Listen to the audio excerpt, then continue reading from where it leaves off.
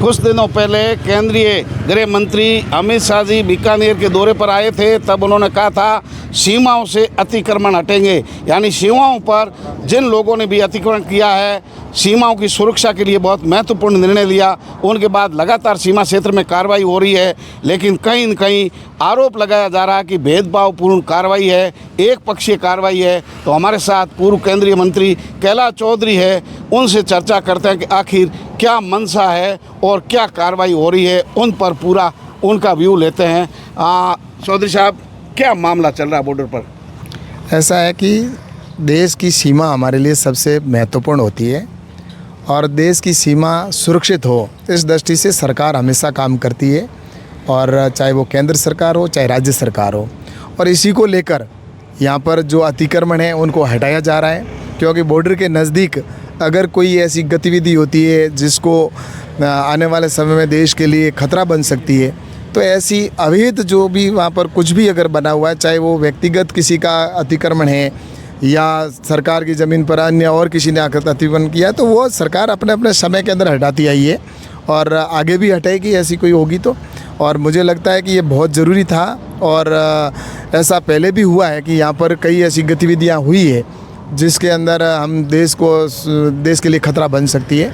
तो इसके लिए मुझे लगता है कि देश के हमारे गृह मंत्री आदरणीय अमित शाह जी ने जो सोचा है, तो वो देश हित में ही सोचा है। अभी आपने देखा होगा बंगाल के अंदर मैं चुनाव में था, तो बंगाल के अंदर बॉर्डर के ऊपर इस प्रकार से कुछ मस्जिदें बनी हुई थी, और आज भी जो जहाँ पर वहाँ पर बनी हुई है उसका फ़ायदा उठाकर बांग्लादेशी अंदर घुस जाते थे, और उसकी वजह से वहाँ पर बंगाल के अंदर ये स्थिति बनी हुई थी कि अगर भाजपा की सरकार अभी नहीं बनती तो आने वाले 10-12 साल के अंदर वो बांग्लादेश में चला जाता है, ऐसी स्थिति बनी हुई थी।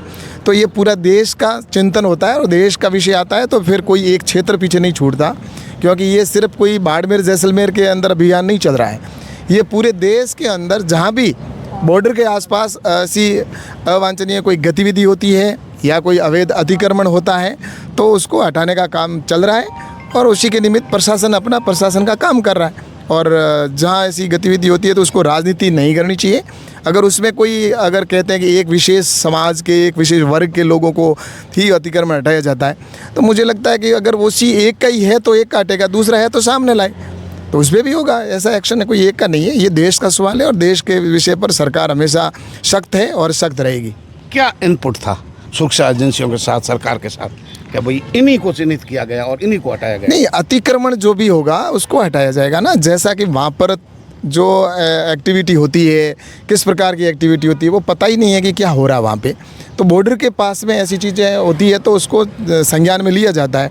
अभी आपको पता होगा जैसलमेर के अंदर एक पंचायत है जो पिछले कांग्रेस के कार्यकाल के अंदर पंचायत बनाई गई थी नई, जिसका हमने उस समय विरोध भी किया था कि यहाँ पर ये ना बने, क्योंकि बॉर्डर के ऊपर सिर्फ उसकी जनसंख्या ही 60-65 जनसंख्या, और उस 60-65 की जनसंख्या के अंदर एक मस्जिद जिसके 5 से 7 करोड़ रुपए की मस्जिद बनाई गई, और उसके लिए कांग्रेस की सरकार ने उस समय 100 किलोमीटर तक लंबी रोड बना दी एक मस्जिद के लिए।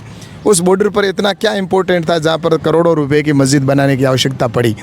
तो ये सारी चीज़ें आज भी वहाँ पर प्रश्न चिन्ह है कि उस मस्जिद में क्या एक्टिविटी होती है, क्या गतिविधियाँ होती है।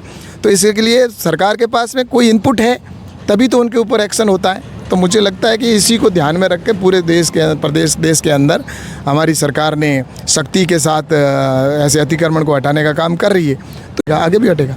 15 किलोमीटर की परिधि, फिर 50 किलोमीटर की परिधि, क्या उसमें आने वाले सभी अतिक्रमणों को बिना भेदभावपूर्ण तरीके से हटाया जाएगा? नहीं, बिल्कुल बिना भेदभाव के कार्रवाई होगी, और बॉर्डर सुरक्षित रखना बहुत ज़रूरी है, देश के लिए ज़रूरी है। पाकिस्तान हमारा दुश्मन देश है, अगल बगल में वहाँ की जो स्थिति है, क्या है स्थिति, यहाँ पर 71 का वार हुआ है, 71 का वार हुआ है, बाहर का 65 का युद्ध हुआ है, यहाँ पर इसी बॉर्डर के ऊपर युद्ध लड़े गए, और यहाँ पर किस समय कौन से आदमी का किसी का पता नहीं चलता है, कौन गद्दार बैठा है यहाँ पे। तो इसके लिए निगरानी रखना बहुत ज़रूरी है। हमारा बॉर्डर हमारे लिए सबसे पहले, हमारे लिए देश है, भारत माता हमारे लिए पहले है, और इस पर भारत सरकार काम करेगी, राजस्थान सरकार काम करेगी और हम भी काम करेंगे। एक विदेशी फंड का मामला, और एक तारबंदी से नशीले पदार्थ लगातार आ रहे हैं, ये भी एंगल है कार्रवाई में? नहीं, बिल्कुल है। यहाँ पर जिस प्रकार से नशीले पदार्थ आते हैं वो उधर से यहाँ पर इस साइड में वो तारबंदी के ऊपर से फेंक देते हैं। कई बार ऐसे भी सूचनाएं मिली है जिस पर सरकार एक्शन ले रही है। यहाँ के ऐसे जो मादक पदार्थ बेचने वाले हैं उनके ऊपर कार्रवाइयाँ भी हुई है और आगे भी करेंगी। और मुझे लगता है कि देश के लिए ये सारी चीज़ों के ऊपर, छोटी छोटी बातों के ऊपर पूरा ध्यान रखा जाएगा। इसमें अगर कोई राजनीति करता है तो मुझे ऐसा लगता है कि वो भी उन्हीं के अंदर संलिप्त है, इसलिए उनको पीड़ा हो रही है, तकलीफ हो रही है। अगर देश के लिए कोई काम हो रहा है तो उनको साथ देना चाहिए। साथ क्यों नहीं दे रहे वो? क्योंकि कहीं ना कहीं उनको अपनी हितों के लिए उनको खतरा है, और अगर इस प्रकार से उनको अगर खतरा होता है तो होता रहे।